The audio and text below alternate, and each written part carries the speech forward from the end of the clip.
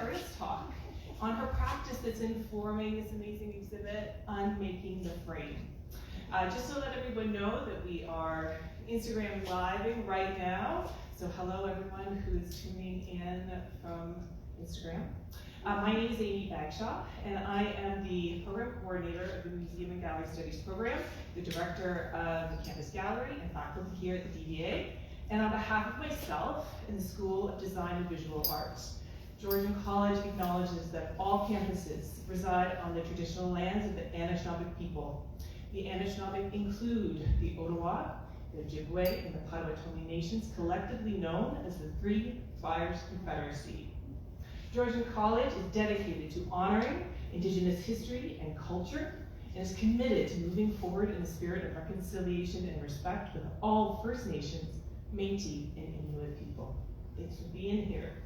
All right, so before we hear from Jill, which I know is the main event today, just wanted to say a few thank yous on behalf of myself and Jill.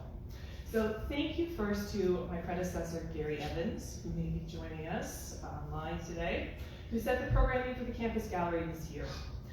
Gary predicted that Jill's exhibit would be dynamic and fun and an engaged way to welcome people back into the Campus Gallery after being closed for a couple of years. Jill and I are grateful to Gary for his insight in post-pandemic life and the role cultural institutions play in social and creative practices. Thank you to Media Services and Tech Cat Sumpton for their support this morning, and to our museum studies students who've been a critical support in the installation and activation of the space. Specifically Aditi, Kaylee, Darcy, Victor, Aaron, and Katie for volunteering this morning. The Museum and Gallery Studies program provides an experiential and immersive learning experience that creates connections with artists and museum gallery professionals to grow their own practice in this amazing field. With the program directly linked to the Campus Gallery, the museum students and I would like to remind everyone that the Campus Gallery is open 10 to 4 during the week and 12 to 4 on Saturday and Sunday. Jill's show continues until December 4th, and any questions that are posted on our Instagram Live or any questions from the group today, Jill will have some Q&A time at the end of her presentation. We are excited that our next exhibition that will be opening to the public on January 7th with an opening reception on January 19th will be the faculty show, a show that's curated and organized by the Museum and Gallery Studies students. There will be a festive fete for Georgian College faculty, staff, and students on December 14th, 1:30 to 3:30 in the afternoon for a drop-in. But everyone else, we look forward to welcoming you back into the space in the new year with the opening on the 19th. Please check our Campus Gallery Facebook and Instagram pages for more information. And if you see a couple of QR codes, hello, President Weaver, thanks for coming. That seems just for you, yeah. If you see a couple of QR codes in the gallery, please take a minute to fill out our online survey. Paper copies are also available back here on site.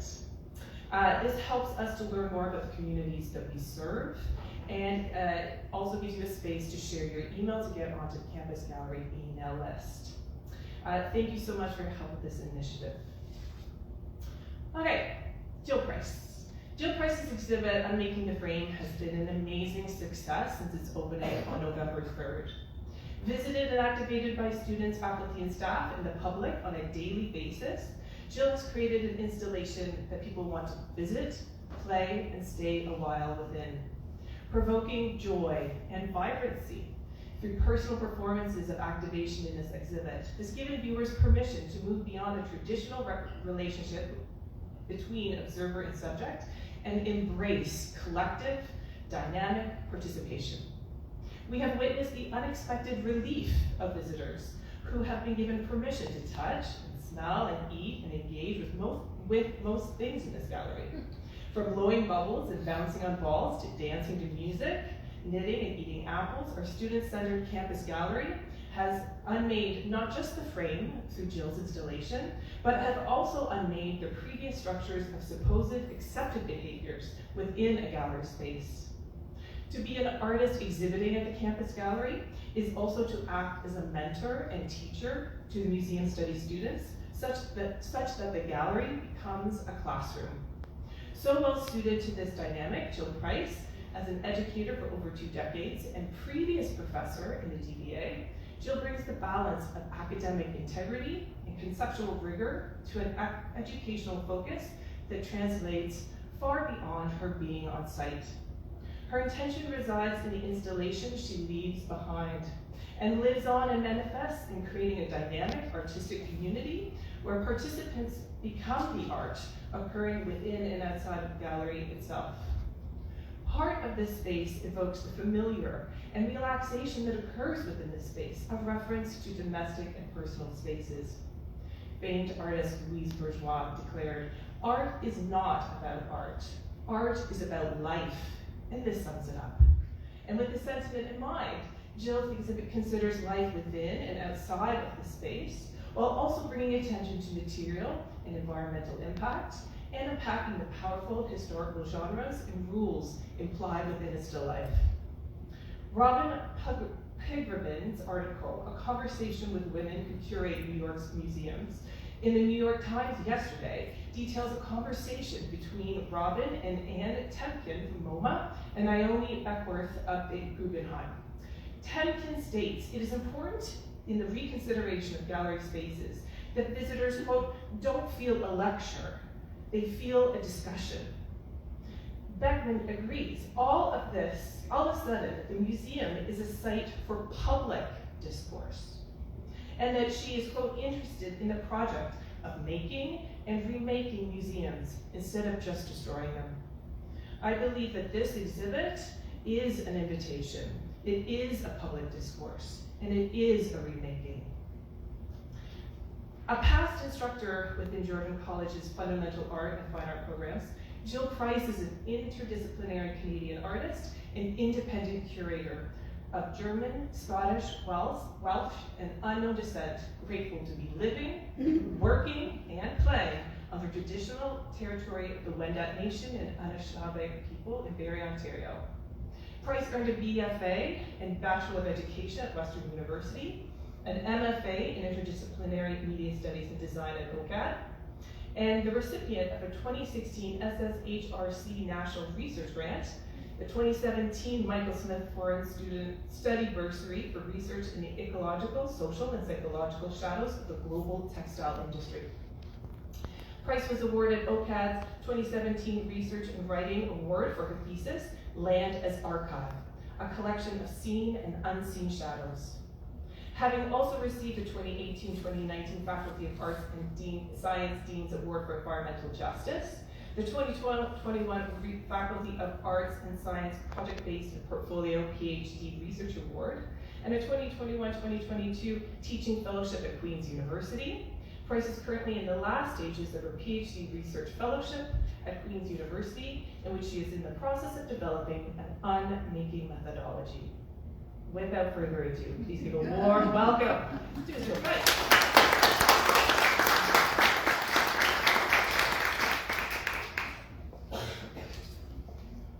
I would like to thank Amy, first of all, for that amazing introduction. She basically did my presentation. I'll try not to repeat too much, but clarified a lot of the unmaking I have been working towards. But I would also like to really thank Amy in that it was probably only a month before this exhibition, and she was asking me, "So, what do you mean?" I'm like, "I'll let you know." It was one of those installations where I couldn't really picture what the exhibition was going to look like until I was in the space and working with others to start laying those first strips of tape and painting that first painting. Is that one painting in the back that determined the whole installation. And so I appreciate Amy's trust and patience and confidence in my intentions. So thank you. So unmaking the frame. I thought I would start with a little bit about why I'm making. So during my MFA thesis entitled Land as Archive, I investigated the ecological, social, and psychological shadows of fast fashion, which revealed international economic systems of extraction, production, exchange, and waste as colonizing devices that lead to inequitable, unsustainable, and eventually uninhabitable spaces and places both at home and abroad.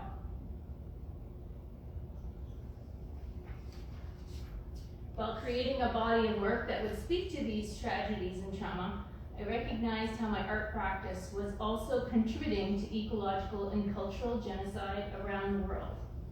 Now aware of the other materials to which things might be attached, I also couldn't help but wonder if I was consuming, handling, and even wearing and absorbing the trauma, whether it be from chemicals used in the production of textiles or from the DNA of those who handle our garments.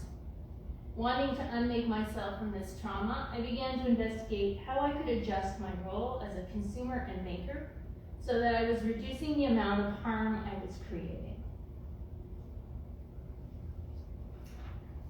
The book that made this clear to me was Jane Bennett's text entitled Vibrant Matter, A Political Ecology of Things, which clearly outlines how objects and their constituent materials are lively actants and that decay, dissolve, shift, seep, and contaminate across time and space.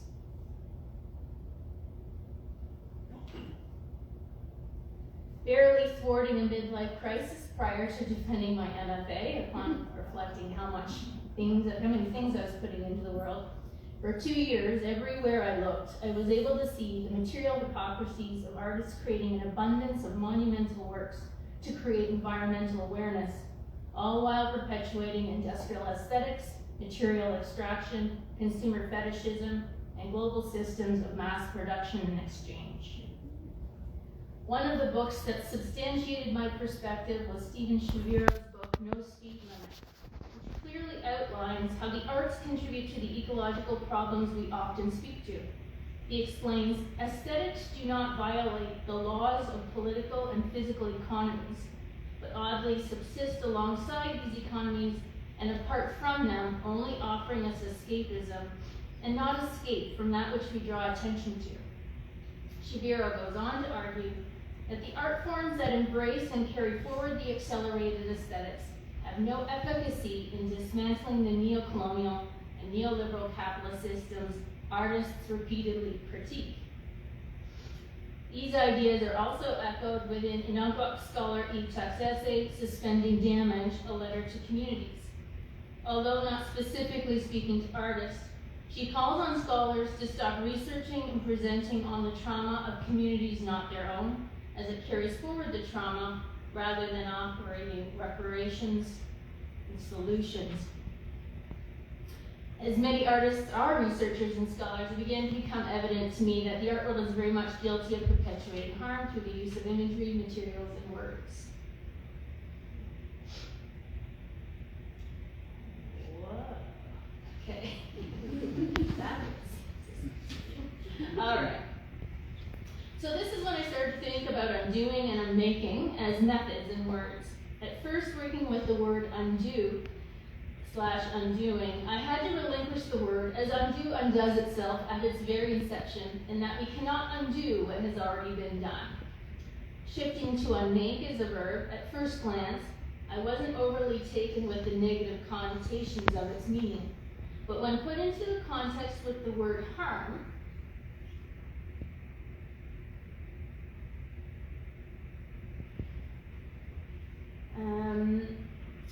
when put into the context of the word harm, this is when it began to embody the values and goals I was interested in. So to cause to disappear, if we're referring to harm, right, unmaking becomes a good thing.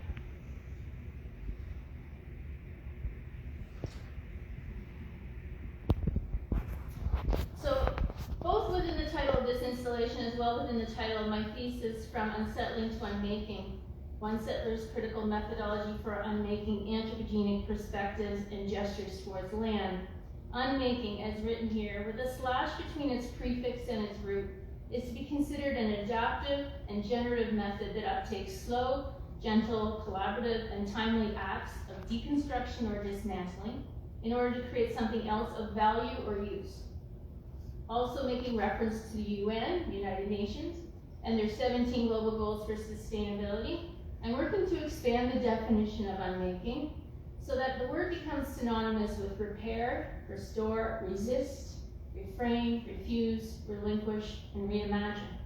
So that my art practice becomes one that helps to promote images, ideas, and words that help to imagine and bring forth ecological aesthetics and equitable biodiverse futurities.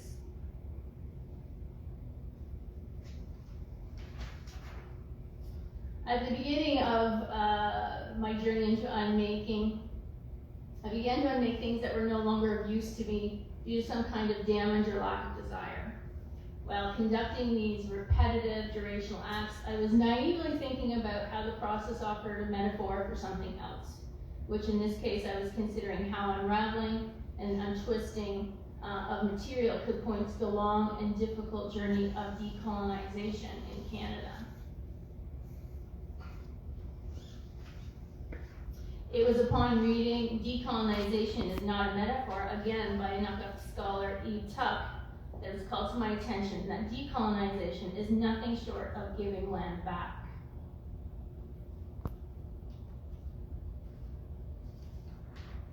Not quite sure where to go if I was to relinquish metaphors, I began to investigate how I could at least disrupt aesthetics that have contributed to the colonization of land.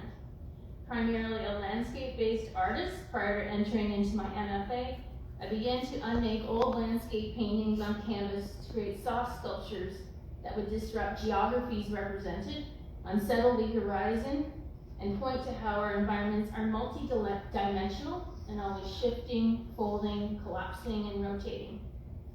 However, my excitement of these reconfigurations was disrupted when other artists on Instagram began to mimic this approach through the use of new materials, completely ignoring the concept of unmaking what one already has. And here's that's a stop motion animation of one of these new. But here's an example of someone on Instagram who followed me, and there's another example. So I think I saw these the day I was handing in my thesis proposal, so I got pretty upset. Ultimately, it tells us how the process, the importance of process, and the concept often gets missed in a visual world.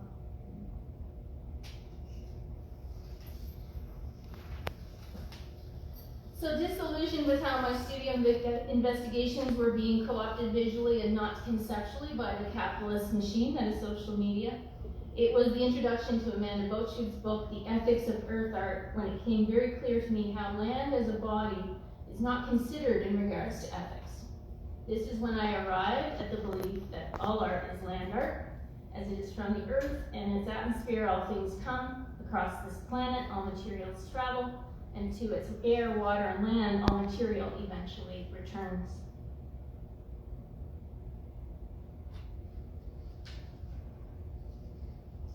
From here, I began to transition to working outside to investigate how I might begin to unmake harm and give back land to itself, land itself, and the chance that if returned to Indigenous communities, it would be in a better state than it is today. Inspired by a series of photographs of lost and forgotten textiles discovered upon winter's thaw, I began a series of walks in which I would document and then pick up abandoned garments I called groundlings, wash them, donate them, or if too damaged, reconfigure them into something new. So I started to have an empathy for these found objects, and I was also quite struck about how they work as signs for the human that is also forgotten, discarded, left out in the cold. That's a metaphor. So with those textiles that couldn't be refashioned or repaired, I incorporated them into a series of soft sculptures and altar ready-mades entitled entanglements, which also work to undo the original intent or reading of other objects.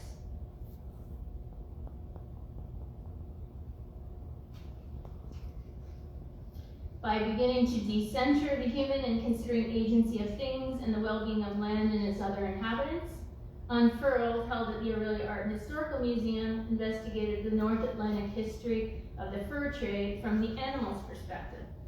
Also a large installation created from altered ready-mades.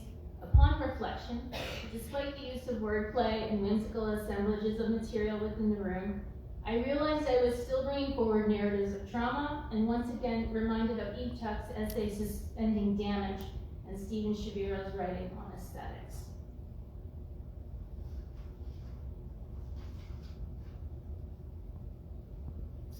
Still far away from the land reparations I was desiring to make, it was a walk led by Ojibwe Swampy Cree artist scholar Lisa Cook Ravensburger that reminded me why I had pursued a PhD, and in the writings of American art critic Eleanor Hartney, who clearly outlines the differences between descriptive versus preventative or reparative praxis.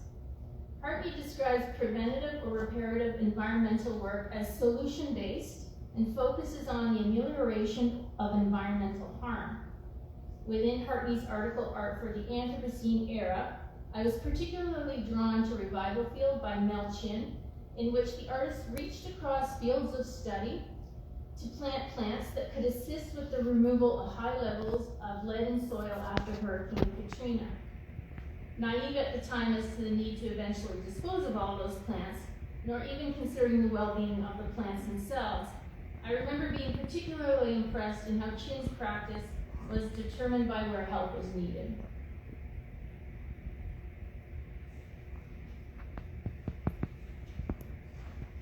Despite the issue that plants might be harmed during reparations to land, I was also drawn to the practice of Vancouver artist Sharon Callis, the founder of Earthhand and the Urban Weaver Project. The Urban Weaver Project is a collaborative government-funded, community-based, and educational eco-art project developed and maintained by Indigenous and non-Indigenous members of the Vancouver community to assist in the botanical rejuvenation of Indigenous flora in Stanley Park. Not yet understanding how these ecological reparative projects fail to serve as reparations, or that funding of her project may still be considered part of a colonial capitalist system that economically prioritizes white bodies, I was interested in exploring Callis' model of practice further, thinking it could inspire other municipalities and creatives to come together to ecologically redress other sites. From here, I naively ventured into reparation theory, to see if community-based art projects might be considered as a form of reparation to Indigenous communities.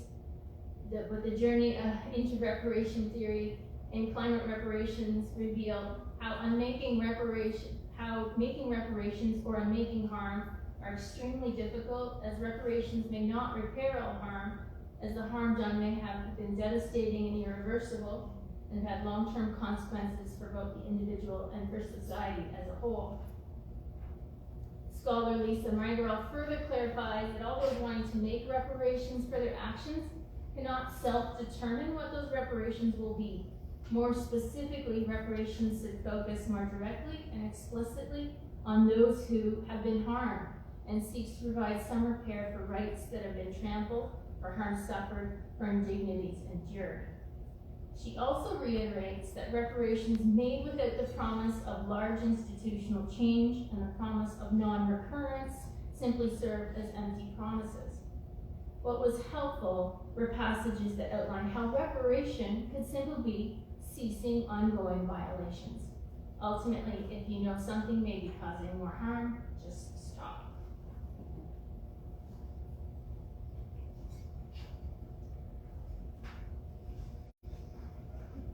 From here, the world receded into the isolating months of COVID-19, and coming to recognize how plants help to unmake accelerated industrial aesthetics while potentially improving the biodiversity of a site. During our days, weeks, and months of lockdown, I began to explore how I could help grow more livable worlds, both in my immediate surroundings as well as abroad. The first project I took up was an adopt a plant project. I took old drawings from my studio and folded them into boxes so that they could transfer plants I was removing from my backyard in preparation for a vegetable garden. And there's several people here who took those plants to their own gardens, so thank you very much. Set up at the bottom of my driveway, passerbys were invited to take 3 to 4 plants, name them, plant them, and then share a picture of them in their new home. This activity helped to temporarily unmake the isolation that is suburbia and was COVID, helping me to meet neighbors I'd never met before, as well as help disrupt the colonial aesthetics of pristine, green, pesticide lawns.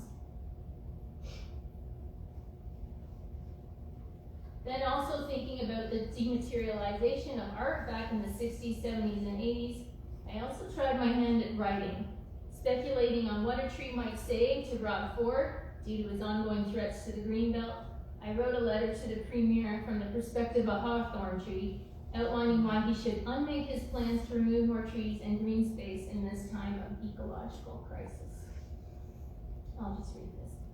Dear Doug, as the Premier of Ontario, I bet you rarely have time to reminisce, but I have fond memories of you and your brothers playing beneath and around me as children. I would like to begin by saying how well you have managed the economic pressures and health concerns of the province during COVID. Please know that my extended family and I are doing our best to help clean the air of this horrible virus. Of course, it is more difficult to do our job within urban settings, but our extended network flourishing in Ontario's greenbelts always lend us a little extra support in providing us with a limb up to purify the air in and around the city limits of the GTA. As you must know, I too am a conservative being and hope that we can put our heads together in the future to discuss how we can collaborate to reduce debt, conserve resources, and improve services together. Please be sure to look after yourself while looking after everyone else. Sincerely, Mr. Hawthorne.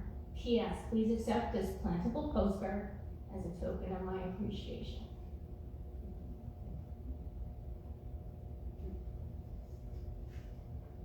So recently, using different types of foliage as our mark-making materials and seed paper postcards, that project evolved into a workshop where others were invited to design and write a letter to a tree or pen a postcard on behalf of trees to their local politicians and industry leaders. So, working to get community involved in these projects.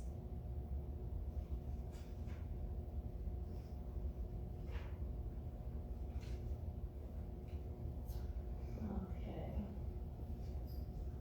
I missed the page. There it is.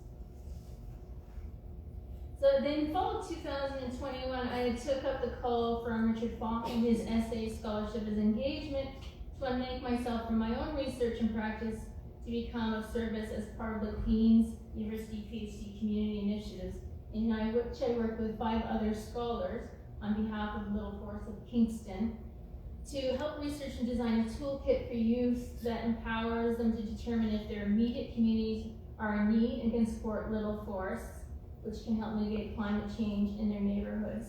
And this is all about the city working to change, to ultimately design and provide equitable living spaces within their city limits.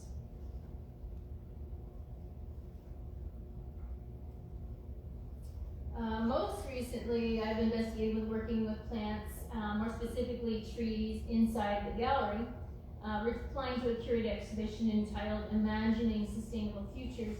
This piece was my attempt at materially redressing the patriarchal, colonial, capitalist, and industrial legacy that resides within this country's reverence for the group of 7 that still very much dominates the aesthetics and market in Canada today. Now planted on a farm where many forests have been cleared over years to supposedly increase yield and efficiency. As these jack pines grow, they will help to break the nasty winds, flooding, drought, and disease that plague these aggressively cleared landscapes. And a big thank you to Petra Houston, who provided the land for that planting. Another text-based piece I recently realized was the creation of Critical Compost, an artist multiple which contains all the paper waste from maneuvering and ministering through both the art world and academia, containing shredded pages of thesis proposals, outdated readings, exams, artist proposals, conference presentations, illegible class notes, essay drafts, old assignments, etc. On the back of the multiple, it offers 10 different ways people can use this or other paper compost prior to it going to landfill. Perfectly refillable and compostable, the box also folds down for easy transport. This project was also used to help realize the first stage of creating a pollinator garden for next spring, which will host my final PhD thesis.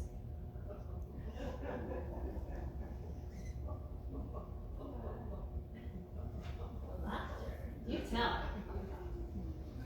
So, at the moment, I am preparing for the planting of my PhD thesis from unsettling to unmaking by working with Georgian Gallery to reclaim a neglected garden on Queen's campus, collecting seeds, and unmaking large works on paper from my MFA thesis, Land as Archive, in preparation to make seed paper that I will then handwrite my thesis on. And that will be planted in the ground to grow. So, as this exhibition, once slated for 2020, came around and it looked like it would go forward, I needed to ask myself, how can I enter back into a gallery environment in a somewhat eco-friendly way that still speaks to my environmental concerns and yet doesn't carry forward the trauma or anxiety causing images and information that we encounter each day. It was upon painting over one of my old landscape paintings that an idea for the show finally solidified for me.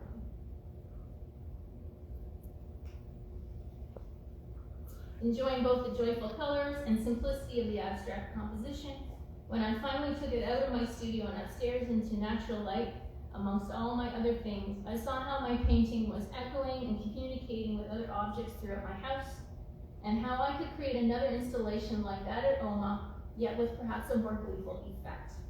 It was then that I decided, rather than create more works for the exhibition, I would extend the black lines within this one painting to create a three-dimensional drawing that would contain other existing artworks and ready-mades for my home. Not only did I like the idea of how this approach would unmake the frame of the painting and point to how it is all objects are three-dimensional and exist in multi-dimensional space, despite often referring to artworks as 2D, it was going to also make the frame or understanding of a solo show, in that I was going to be including artworks from the large community of artists I've had a privilege to engage with. So above you can see an artwork by a friend, Matt. And Brett's here. Her Joy print is in my little kitchen area.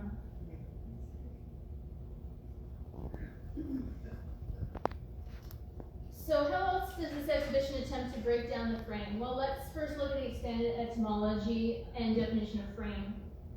Perhaps the concept that we are most familiar with in the art world is frame as a noun and how artists use frames to frame a picture or a frame within a video or animation. Within this definitions, we also see a structure composed according to a plan, at which point we need to ask whose plan or framework have we been co-opted into. After that, we see that framey, as found within Old Norse language, suggested advancement. So again, who advances from the structures that are in place? Perhaps a little more disturbing is how in the late 14th century frame also meant the rack. And so we must ask, how do the frameworks we exist in benefit some and lead to the torture, exclusion, or erasure of others? What is interesting is how the etymology of frame drastically changes when you look at its roots as a verb. Here we find that its Old English roots of framian and fram meant to be helpful, active, going forward, to further, be of use, and make ready. Although more modern conceptions to frame refer to blaming of an innocent person, its earlier connotations suggest positive and communal actions that break down the frameworks and classifications that continue to sustain hierarchies of human and more than human material. So this is what this exhibition attempts to do. It attempts to break down the hierarchies and classifications that keep us at a distance from one another and the material realities of the world around us, as well as eliminate the stated and unstated rules that tell us we can't eat, play, touch, grow, or make noise in a gallery. It subsequently invites you to frame, design questions that helps one make limited understandings of things and the language we use to describe.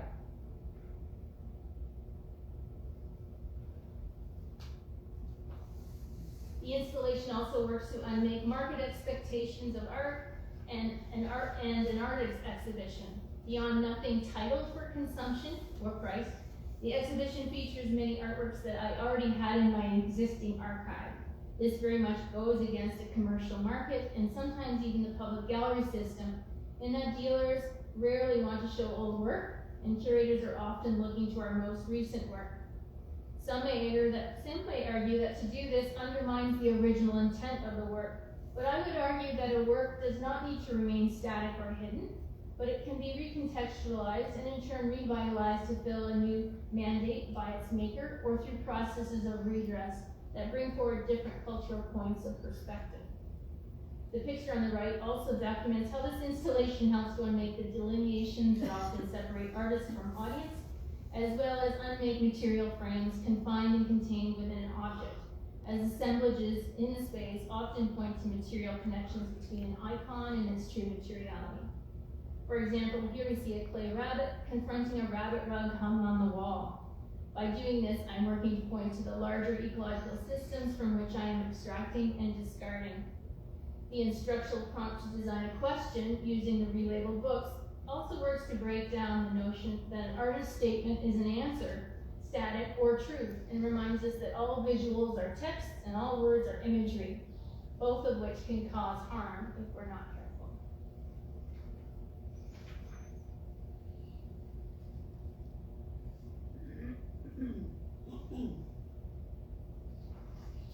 The incorporation of the stop motion videos within the space, which you'll be able to see after I've stopped presenting, is to help keep the space active, but was also shared to help unmake limiting capitalist notions that art is only a consumable finished product. For me, the art happens during the generating of ideas, the problem solving, the process of undoing and reconfiguring, and in this case, the installation, where I met, worked alongside, and bounced ideas off of people coming from different backgrounds.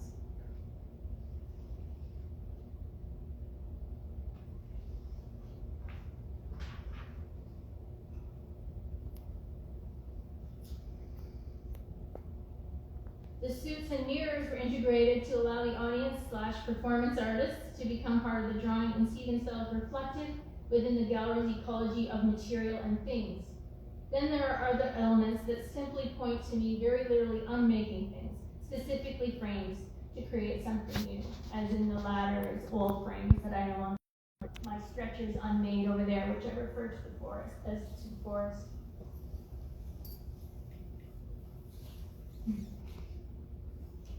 This was on opening night, this picture. Other elements of the installation work to break down our understanding of craft versus art, art versus design, design versus craft, and so on. And by inviting people to taste, smell, touch, blow, move, wear, water, and play with objects in space, the exhibition also works to break down architectural boundaries that differentiate between objects and actions typically found in galleries versus that which we usually find and carry out within our kitchens, living rooms, outside, or in the gym. While I am doing this, I am thinking about how we can unmake galleries and museums. Sorry, I'm going to step that again. While I am doing this, I'm thinking about how can we unmake how galleries and museums are used so that they will seem inviting and inclusive of larger publics that are often asked to blindly support arts and culture, all while feeling excluded from it.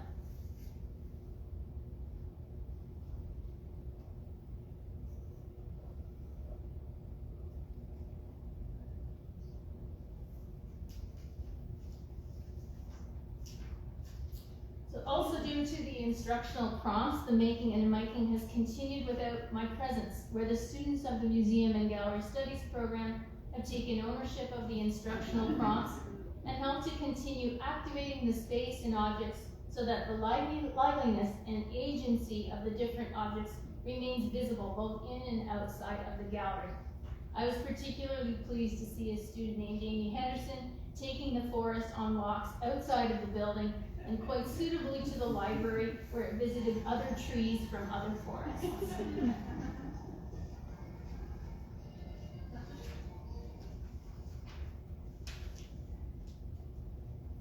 just let this play until it bubbles, the bubble series.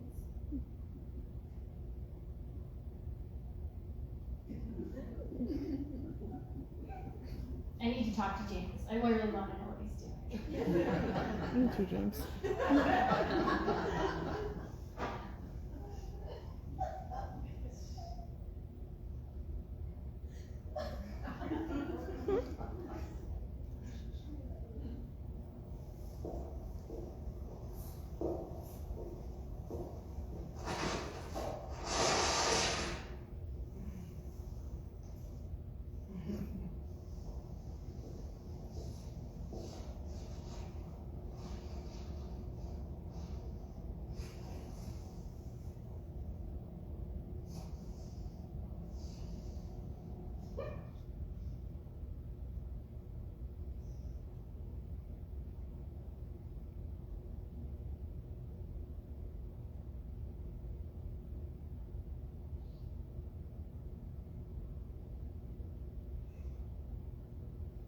There's Dale. Dale needs to enter into a bubble blowing contest.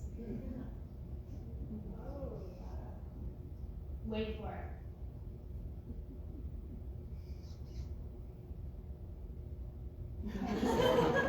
That's pretty impressive. Okay. Snack time.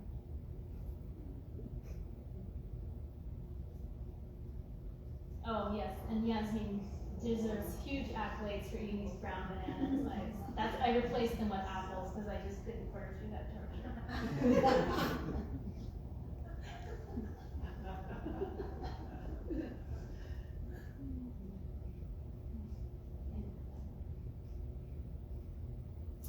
Okay, so despite all the things I feel I've done well within this installation, which I would argue is the creation of an environment that sparks curiosity, play, and joy, a methodology of unmaking requires me to problematize my thinking in relation to ecological ethics and decolonial theory. The ordering of the black tape and the white suits was the first shortfall of the exit, but in knowing that multiple cans of paint and labor would be needed to cover over painted lines and that the tape is biodegradable, I have forgiven myself for that. The amount of fuel used to collect and deliver the number of secondhand items in this exhibition is also an issue that was heightened by the high fuel prices we have been experiencing over the last few months. Immediately upon finishing the install, I also wanted to change out my use of lemons and bananas due to both of these fruits not being locally grown. There is also the issue of the energy used in the space and the accelerated aesthetics perpetuated through my stop motion videos that visually undermine the amount of time, labor, and knowledge that goes into the creation of something. The issue that completely escaped me prior to writing my reflection down in a blog was how still life painting, just like landscape painting, as well as many of the objects contained within the exhibit, carry forward European colonial aesthetics and values where images and things become symbols of status and accumulation. This realization takes me right back to Stephen Shavira's argument about how our use of certain aesthetics ultimately failed to disrupt that which we're speaking to. It is this type of self-criticism and questioning that propels me further towards a more eco-ethical, respectful, and hopefully collaborative practice. And thank you.